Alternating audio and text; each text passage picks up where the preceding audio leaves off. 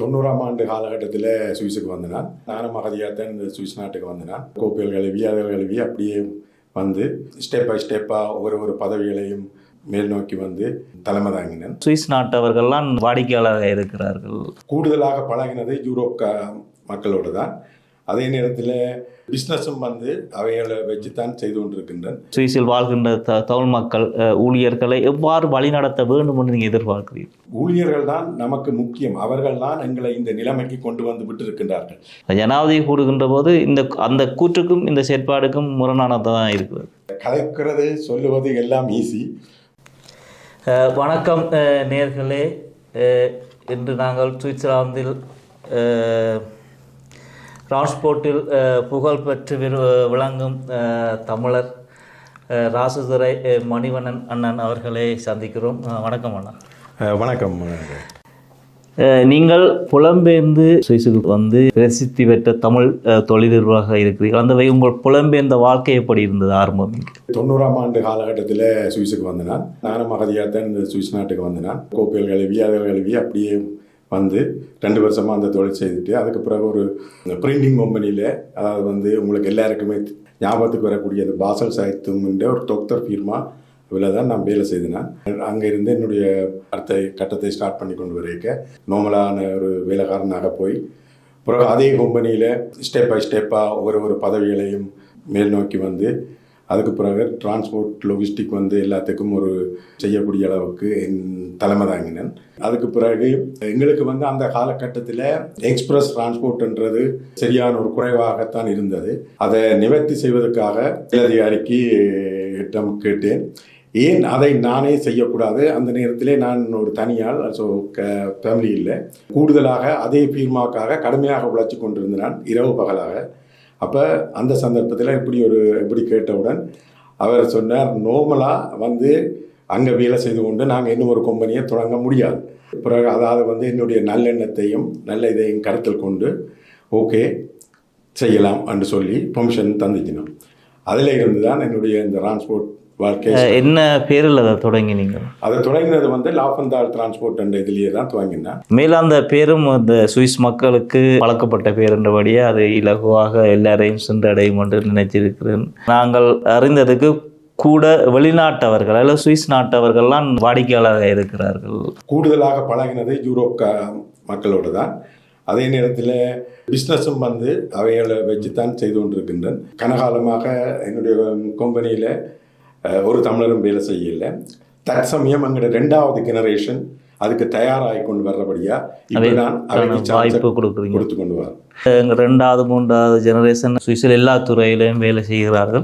அந்த வகையில் நீங்களும் அவர்களுக்கு வாய்ப்பு வழங்குவது ஒரு மிக்க ஒரு மகிழ்ச்சி. அவர்களும் உங்களை பார்த்து இன்னும் பல உயரங்களுக்காக செல்வதற்கான வாய்ப்புகளும் அவர்களுக்கு அல்ல வழிகளை நீங்கள் காட்டிக்கொள்ள முடியும் என்று நாங்கள் நம்புகிறோம். அவர்களுக்கு என்ன மாதிரி என்னென்ன பிஸ்னஸ் எந்த தொழிலில் நீங்கள் செய்தால் முன்னுக்கு வரக்கூடிய சான்ஸுகள் இருக்கின்றது என்பதை என்னுடைய அனுபவத்தில் இருந்து கனவேருக்கு அதை வழங்கியும் இருக்கின்றேன். அதே நேரத்தில் சில பேருக்கு இன்வெஸ்டும் பண்ணி இருக்கின்றேன். இப்போவும் இன்னும் ஒரு கம்பெனி ஒன்றை தொடங்குறதுக்கு ஸ்டார்ட் ஆக்கிறதுக்கு தயாராக இருக்கின்றோம். 2020 இப்போ நீங்கள் சுவிட்சர்லாந்து தவிர போலாந்து, இலங்கை போன்ற நாடுகளிலும் பல நிறுவனங்கள் நடத்தி கொண்டிருக்கிறீர்கள். அது எவ்வாறான நிறுவனங்கள்? ஜெர்மனி, போலந்தில் வந்து லொஜிஸ்டிக் தான் செய்கிறோம், பெல்ட்குள்ளா செய்கிறபடியா. அதே நேரத்தில் யூரோப்பில் வந்து எந்த ஒரு நாட்டிலையும் எங்களால் ஒரு மணித்தியாலத்தில் உங்களுக்கான ஒரு சேவையை வழங்க முடியும். அது எந்த நாடாக இருந்தாலும் சரி. அந்த அளவுக்கு தக்க மாதிரி 150க்கும் மேற்பட்ட பார்ட்னரையும் அந்த நெட்வொர்க்கை வச்சிருக்கிறோம். அதான் எங்களுடைய சேவை. ஜெர்மனிலையும் போலந்திலையும் அதை ஸ்டார்ட் பண்ணினாங்க. இந்தியா, ஸ்ரீலங்காவிலையும் ஸ்டார்ட் பண்ணி எங்களுடைய வாடிக்கையாளருக்கு எல்லா சேவைகளையும் வழங்க முடியும். இலங்கை, இந்தியாவில் எவ்வாறான பொருட்கள் வருகின்றன? இலங்கை, இந்தியாவில் இருந்து மிஷினரிகள், பார்ட்ஸ்கள், அதாவது வந்து சுவிஸில் இருக்கிற கம்பெனியே இந்தியாவிலையும் இருக்குது. அவைக்கு வந்து இங்கிருந்து எக்ஸ்போர்ட்டும் பண்ணுறோம், இம்போர்ட்டும் பண்ணுறோம். ஸ்ரீலங்காவில் இருந்து குறைவான இதுகளை தான் இங்கே இம்போர்ட் பண்ணி கொண்டிருக்கோம். எக்ஸ்போர்ட் வந்து கூடுதலாக செய்து கொண்டிருக்கிறோம். அதே நேரத்தில் எங்கெண்டிய ஆட்களுக்கும் தற்சமயம் இந்த மக்களுடைய சாமான் பேக்கெட் அனுப்புகிற அவைகளினுடைய கண்டெய்னரையும் நாங்கள் நீங்கள் எடுத்தேன். உங்களுக்கு கூட தான் நீங்கள் சுவிஸ் மக்களுடைய பார்சல் சர்வீஸ் எல்லாம் நடக்கிறது. டைரெக்டாக மக்களுக்கு தெரியாத யார் மூலம் என்ன நடக்கின்றது என்று நான் கூடுதலாக என்னை வெளியிலே பப்ளிக் படுத்திக் கொள்வதில்லை. ஆனால் கூடுதலான சேவைகள் வந்து எங்களூடாகவும் நடக்கின்றது. இப்போ நாங்கள் அகதியாக வந்து நாங்கள் இந்த நிலைக்கு உருவாக முடியும் என்ற இந்த பிள்ளைகள் இன்னும் மிக உச்சங்களை சாதிக்க முடியும் என்று நம்புகிறீர்கள்? நிச்சயமாக இங்கே பிறந்த பிள்ளைகளுக்கு கணக்க சான்ஸ்கள் இருக்கின்றன. அவர்களுக்கு வந்து பாசை ஒரு பிரச்சனை இருக்காது. இப்போத்த டெக்னாலஜிகள் அதுகள் எல்லாம் அவர்களுக்கு கூடுதலாக ஈஸியாக செய்ய முடியும். அதே போல் அவர்களுக்கு வந்து சரியான இலகுவாக இருக்கும். அவர்கள் கொஞ்சம் தங்களின் முயற்சியை செய்தார்கள் என்றால் அவர்கள் நல்ல நிலைமைக்கு வர்றதுக்கான கணக்க வாய்ப்புகள் இந்த நாட்டிலே இருக்கின்றன. மணியண்ணே சுவிஸை விட்டுட்டு மணியன் இந்த தாயகம் எங்கே இருக்கிறது, எங்கே பிறந்தீர்கள், எப்படி உங்கள் பள்ளி படிப்பு எல்லாம் ஆரம்பித்தது? நான் பிறந்தது வவுனியாவில், வாழ்ந்தது வந்து புளியங்குளத்தில் இருந்து இங்கு வந்து விட்டேன். அதுக்கு பிறகு எனது பெற்றோர் வந்து பிரச்சனைகளாக வவுனியா இப்போ பண்டாரிக்குளம் இடத்துல இருக்கணும். பள்ளி படிப்பு வந்து வவுனியா புளியங்குளம் மகா வித்தியாலயம் படித்தேன். அங்கே படித்த நண்பர்களோடு இப்போதும் தொடர்பு இருக்கிறதா? எனக்கு எல்லாரோடும் தொடர்பு இருக்க வேண்டும் என்ற ஆசைகள் இருக்கின்றது. எப்பவுமே வந்து நான் பிஸியாக இருக்கிற மாதிரி காட்டிக்கொள்றதும் இல்லை. எப்பவும் நண்பர்களுக்காகவோ குடும்பத்துக்காகவோ எப்பவும் டைம் எடுத்துக்கொள்ளுவேன். வீக்கெண்ட் எல்லாம் வந்து கூடுதலாக எனக்காக பயன்படுத்திக் கொள்ளுவேன். முதலாவது ஜெனரேஷனை பார்த்தீங்கன்னா கிட்டத்தட்ட அவைகள் ஓய்வு நிலை மட்டும் கடுமையாக உழைக்கிறார்கள், முதுமை மட்டும் தங்களுக்கான அந்த வாழ்க்கையை அனுபவிக்கவில்லை. ஆகவே நீங்கள் இந்த பெரிய ஒரு நிறுவனத்தை நடத்தி கொண்டும் நானும் உங்களை நிறைய இடம் கண்டிருக்கிறேன். நீங்கள் மிக ஆறுதலாக, மிக அவசரம் இல்லாமல், அதிகம் தொலைபேசியும் பேசுவதும் இல்லை, நாங்கள் மிக அமைதியாகவும் ஆறுதலாகவும் தான் எல்லாம் செய்வீர்கள். அப்போ அதுக்கேற்ற மாதிரி நீங்கள் உங்கள் நிர்வாகத்தை நடத்தி இருந்தாலும் அல்ல அதுக்கேற்ற மாதிரி நீங்கள் அதுகளை பொறுப்பிருந்தாலும், ஆனால் இது ஒரு நல்லொரு வழிகாட்டலாம் இனி இளம் தலைமுறைக்கு நீங்கள் இவ்வாறு செய்வது என்பது. இதை எவ்வாறு எங்களோட தலைமுறை கடைப்பிடிக்க வேண்டும் என்று நீங்கள் நினைக்கிறீர்கள்? இங்கே வந்து ஒரு ஆர்கானிக் கிராமண்டன் ஆர்கனைசேஷன் அதை நாங்கள் வந்து சரியாக செய்தால் எங்களுக்கும் கணக்கு டைம் மிச்சமாக இருக்கும். தொழிலாளர்களையும் நாங்கள் நம்ப வேண்டும்.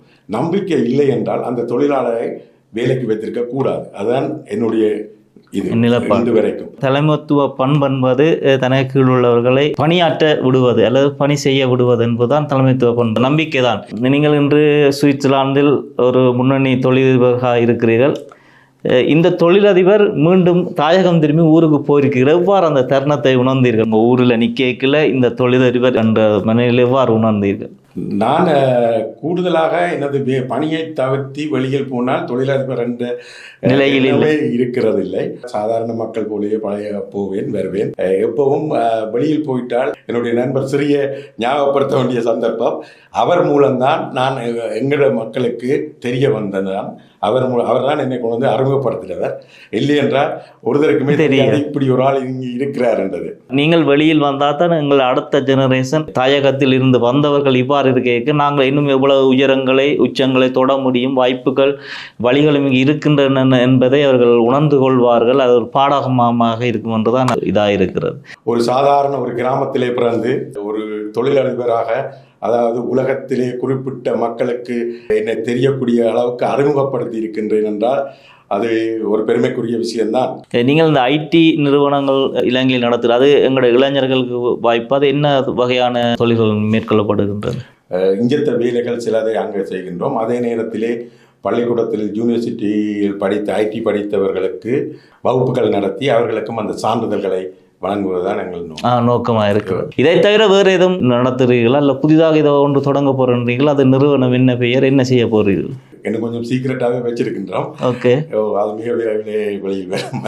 ஓகே, நல்லது. உங்கள் புதிய நிறுவனம் இன்னும் மிக பல உச்சங்களை தொடர வேண்டும். உங்களோடு பணி செய்கின்ற ஊழியர்கள் நண்பர்களாகவே பழகிக் கொள்கிறார்கள் என்று நீங்கள் சொல்கிறீர்கள். இவ்வாறு எங்கள் தொழில் செய்கின்ற தமிழர்கள், சுவிஸில் வாழ்கின்ற தமிழ் மக்கள் ஊழியர்களை எவ்வாறு வழிநடத்த வேண்டும் என்று நீங்கள் எதிர்பார்க்கிறீர்கள்? ஊழியர்கள் தான் நமக்கு முக்கியம். அவர்கள் தான் எங்களை இந்த நிலைமைக்கு கொண்டு வந்து விட்டிருக்கின்றார்கள். அவர்கள் இல்லை என்றால் நாங்கள் இந்த நிலைமைக்கு வந்திருக்க முடியாது. நான் தனியவே எல்லாத்தையும் செய்து கொண்டிருந்தால் இன்றைக்கும் தொழிலாளியாகவே இருந்திருக்கின்றேன். ஊழியர்களை மிக முக்கியம். அவர்களுக்கு வந்து நம்பிக்கையை ஊட்ட வேண்டும். கஷ்டமோ நஷ்டம் என்றால் எங்களது முதலாளி எங்களை எப்பவும் கைவிட மாட்டார் என்ற ஒரு நம்பிக்கையை அவர்களுக்கு ஊட்டினால் அவர்கள் எங்களுக்கு தானாகவே உழைத்து தருவார்கள். அவர்களுக்கும் என்ன தேவைகள் என்றதையும் நாங்கள் அறிந்து அதையும் அவர்களுக்கே தெரியாமல் செய்வதும் ஒரு நல்ல முயற்சி, அவர்களுக்கு உற்சாகம் கொடுக்கும். ஒரு ஊழியருக்கு என்ன சிறப்பாக செய்திருக்கிறீர்கள் அவருக்கு தெரியாமல்? ஒரு ஊழியர் ஒரு மோட்டிவேஷன் இல்லாமல் இருக்கிறார் என்றால் எனக்கு அவற்றை முகத்திலோ அவரை பார்க்க எனக்கு தெரியும் அவர் ஏதோ ஒரு பிரச்சனைகள் இருக்கிறார். ஆக மொத்தத்தில் அவர் இங்கு வருகின்றார், அவருடைய வேலை டைம் முழுக்க நிற்கின்றார், ஆனால் அந்த வேலைகள் நடக்காது. அப்போ அவரை கூப்பிட்டு நான் கேட்பேன், இங்கே வா, எனக்கு ஏதோ சரியா படையில்லை, என்ன பிரச்சனை? அவர் அதை சொன்னார்ன்றா இதில் அவற்றை தேவையை அறிந்து நாங்கள் அதை பூர்த்தியும் செய்வோம். தேவையும் நிறைவேறுகிறது, அவருக்கான பிரச்சனையும் தீர்க்கிறபடியால் அவர் அந்த பணியை சிறப்பாக செய்ய முடியும். தாயகத்தில் பல பேர் பல வேலை வாய்ப்புக்காக தேடிக்கொண்டிருக்கிறார்கள். ஏதேனும் வேலை வாய்ப்பு வழங்க வேண்டும் அல்லது ஏதேனும் நிறுவனங்கள் ஊடாக அவர் உதவி செய்ய வேண்டும் எதிர்கால திட்டங்கள் எதுவும் உங்களுக்கு இருக்கிறது? அங்கே இருக்கிறவர்களுக்கும் வேலை வாய்ப்புகள் கொடுக்கறதுக்கான திட்டங்கள் இருக்கின்றன, பணிகளும் நடந்து கொண்டு இருக்கின்றது. உதாரணத்துக்கு சொல்ல வலிக்கிட்டால் இப்போ நாங்கள் பலாலியில் ஒரு வியாபாரம் சொன்னது இதுன்றதுக்காக இப்போ அதுக்காக இப்போ அப்ரூவலுக்கே இப்போ கனகாலமாக வெயிட் பண்ணி கொண்டிருக்கின்றோம். ஏனென்றால் அந்த இது வந்தால் தான் நாங்கள் அடுத்த ஸ்டெப் எடுத்து செய்ய முடியும். அப்போ அந்த அப்படியான சந்தர்ப்பங்கள் வரைக்குள்ள எங்களுடைய நேரங்கள் காலங்கள் போய்கொண்டிருக்கும். இலங்கை ஜனாதிபதி கூறுகிறார், புலம்பெயர்ந்த தேசத்திலிருந்து மக்களை அங்கு முதலீடு செய்யுங்கள், உங்கள் தொழிலை தொடங்குங்கள், நாங்கள் உங்களுக்கு சரியான ஆதரவை தருகிறோம் என்று ஜனாதிபதி கூறுகின்ற போது அந்த கூற்றுக்கும் இந்த செயற்பாடுக்கும் முரணானதான் இருக்கிறது. கலைக்கிறது சொல்லுவது எல்லாம் ஈஸி, செயற்பாடுன்றது மிக தாமதமாக தான் இருக்கிறது. கனகன முயற்சிகளை செய்து கொண்டிருக்கின்றோம், ஆனால் அடுத்தது என்று சொல்லிக் கொண்டிருக்கிறோம், இன்னும் அதற்கான பதில் வரவில்லை. புலம்பெயர்ந்த தேசத்திலிருந்து பல தொழிலதிபர்கள் தாயகத்தில் முதலீடு செய்கிறார். அவர் சில நேரங்களில் இந்த சமூக ஊடகங்களிலோ இதிலோ சில நேரங்களில் சில விதமாக விமர்சிக்கப்படுகிறார்கள். இதை நீங்கள் எவ்வாறு பார்க்கிறீர்கள்? நாங்கள் எப்படித்தான் நேர்மையானவர்களாகவோ நல்லவர்களாகவோ இருந்தாலும் ஒவ்வொருத்தர் ஒவ்வொரு கருத்துக்களை சொல்லுவார்கள். அதனால் அவைகளுக்கு பதில் சொல்லக்கூடிய நேரங்களோ பதில் சொல்லக்கூடிய இடத்திலையோ நானும் இல்லை. அதனால் தான் நான் அந்த முக்கியமாக ஒருத்தருக்குமே தெரியாமல் வேலைக்காரர்கள் என்று இருந்துவிட்டேன். இல்லை, அவ்வாறான தொழில் அதிபர்களுக்கு நீங்கள் என்ன சொல்கிறீங்க? போய் தொழில் எந்த அவ்வாறு சிக்கல் இருக்கிறவர்களுக்கும் என்ன நீங்கள் சொல்ல விரும்புகிறீர்கள்? அந்த தொழில் அதிபர்கள் இதில் அவரவர்கள் தங்களுடைய சொந்த கருத்து தான் சொல்ல வேண்டும், இதில் நான் சொல்வதற்கு எதுவும் இல்லை. தாயகத்திலும் சரி புலம்பெயர்ந்த தேசத்திலும் சரி அல்லது வேலை ஐரோப்பிய நாடுகளிலும் உங்கள் பணி தீவிரமாகவும் சிறப்பாகவும் செய்து வருகிறீர்கள்.